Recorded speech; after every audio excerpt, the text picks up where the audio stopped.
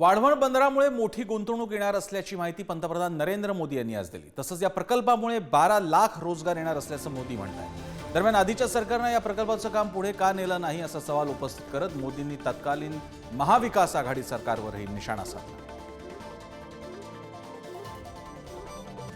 2020 में यहां पोर्ट बनाने का फैसला भी कर लिया गया, लेकिन उसके बाद सरकार बदल गई और 2.5 साल तक फिर यहां कोई काम नहीं हुआ।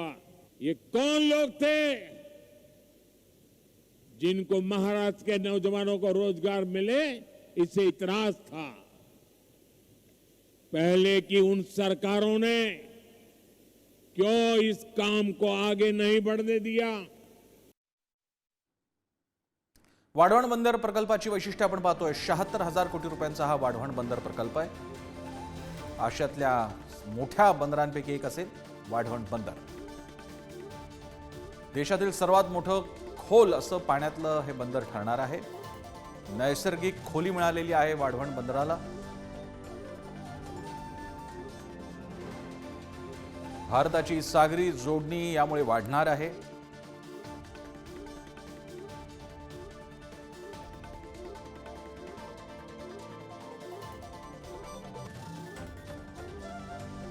Thank you.